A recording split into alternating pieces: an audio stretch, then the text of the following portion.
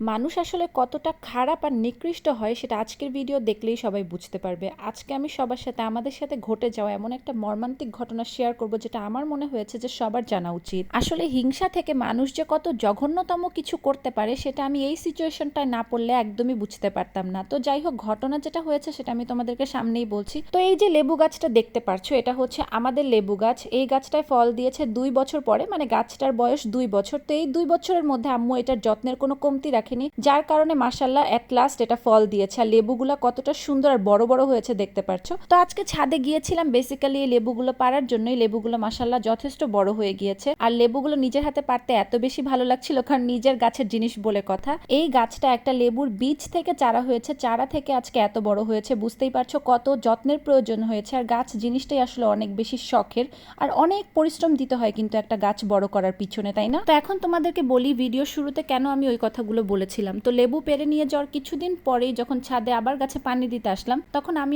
Notice করলাম যে গাছগুলো কেমন জানি সব মরা মরা লাগছে। গাছগুলো বলতে আমাদের এখানে এক সিরিয়ালে বেশ কয়েকটা গাছ ছিল, লেবু গাছ, ড্রাগন ফ্রুট গাছ, পেয়ারা গাছ, এখানে 2টা লেবু গাছ ছিল বড় বড়। তো আমাদের গাছে কিন্তু আরো কিছু লেবু হয়েছিল যেগুলো অন্য কেউ নিয়ে গিয়েছে, সঠিক আমি বলতে পারছি না কে নিয়েছে, এটা নিয়ে আমরা কখনোই যাচাই বাছাইও করিনি। আসলে এরকমটা হতেই পারে, যেহেতু এটা একটা ছাদ ফল ধরেছে, হয়তো বা কেউ নিয়ে গিয়েছে। আর যেহেতু আমি জানি না, তাই আমি গায়ে পড়ে বস্তির মতো কারোর সাথে এটার জন্য ঝগড়াঝাটি করতে যেতে পারি না, যেহেতু আমরা একটা ভদ্র সমাজে বসবাস করি। তো এখন দেখাই তোমাদেরকে আসল ঘটনা। আমি পানি দেওয়ার সময় হঠাৎ করে গাছের মাটির দিকে তাকাতেই আমার চোখ পড়লো কি জানি সাদা সাদা টাইপের জিনিস দেখা যাচ্ছে। আমি মাটিটা হালকা একটু খুঁড়তেই দেখলাম ভিতরে অনেক লবণ আর কেমন যেন বিষাক্ত একটা স্মেল আসছে। এটা আসলেই লবণ নাকি বিষাক্ত কোনো কিছু এটা আমি আদৌ বলতে পারবো না। আমি মাটিটা যতই খুঁড়ছিলাম ততই দেখছিলাম যে পুরা মাটির ভিতর পর্যন্ত এটা 1 কেজির পরিমাণে হবে দেওয়া। এই জিনিসটা দেখে আমি আর রমিয়া একদমই ভয় পেয়ে যাই যে কারো গাছে কেউ কেন লবণ দিতে যাবে। এটা তো আমার আম্মু রিসেন্টলি কোনো সার গাছে দেয় নাই। আমি আম্মুকে ফোন করলাম সাথে সাথে যে আম্মু এরকম এরকম, আর আমি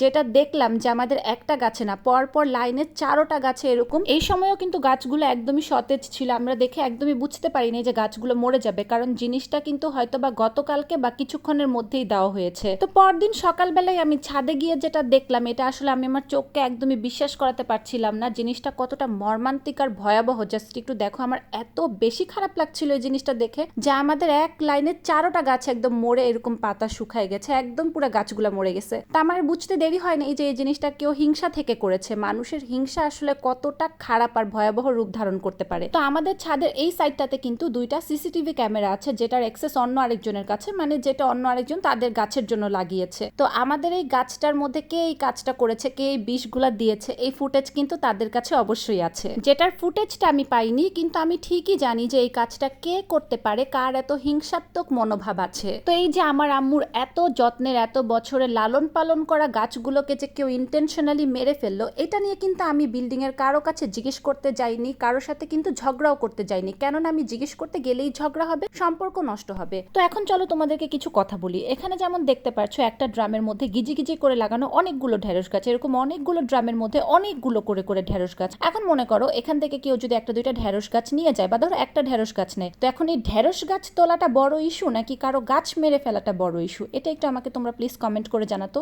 বা ধরো আমার গাছে ফুল ধরছে বা ফল ধরছে, এখন কারো বাসার কোনো বাচ্চা ছাদে আসছে, তো ওই ফুলটা ছিঁড়ে ফেলছে। ফুল কিন্তু এমন জিনিস সকালে ধরে সন্ধ্যায় মূর্ছায় যায়, আবার পরের দিন সকালে ধরে। ফুল সুন্দর জিনিস দেখলে বাচ্চারা শখের থেকে ছিঁড়ে ফেলতেই পারে। যেমন আগেরকার দিনে আম গাছে আম হতো, সবাই কিন্তু সেই আম পেরে খেত, এটা কিন্তু মানুষ ভাগাভাগি করে খায়, এটা কিন্তু এমন মহাভারত অশুদ্ধ করা কোনো ইস্যু না। তো কিছু মানুষ আছে এই ফুল ছিঁড়াটা নিয়েও গায়ে পড়ে বাচ্চার সাথে, বাচ্চার মার সাথে গায়ে পড়ে ঝগড়া করতে পারে। তো এগুলা হচ্ছে আসলে যার যার বংশগত পরিচয়, ব্যবহার হচ্ছে বংশের পরিচয়। আমরা যতই বলি না কেন যে আমরা সভ্য সমাজে বসবাস করি, তাও আমাদের আশেপাশে কিন্তু কিছু নেগেটিভ মানুষ আছে। আমার কাছে মনে হয় যাদের লাইফে কোনো গোল নেই, সুখ শান্তি নেই, তারাই শুধু মানুষের গায়ে পড়ে অকারণে ঝগড়া করতে আসে, আর তারা এরকম মর্মান্তিক কর্মকাণ্ড করতে পারে অন্যের লাইফের সুখ নষ্ট করার জন্য। না আসলে তোমরা সবাই চিন্তা করে দেখো যে একটা মানুষ কতটা টক্সিক আর খারাপ হলে এরকম একটা কাজ করতে পারে। আর কিছু মানুষ আছে জানো, যারা পড়াশোনা করে শিক্ষিত হলেও বাহিরে থেকে কিন্তু তাদের ওই যে বংশের ব্যবহারটা সেই অশিক্ষিত কাজের বুয়াদের মতোই রয়ে যায়। আমরা আসলে এমন বংশের মেয়ে যে আমাদের কিছু কেউ নষ্ট করে ফেললো, আমরা মুখ উঠায় তাদের সাথে গায়ে পড়ে ঝগড়া করতে পারি না, একটা বাজে কথাও বলতে পারবো না, কারণ আসলে আমাদের ওভাবে করে শিখানোই হয়নি ছোটবেলা থেকে।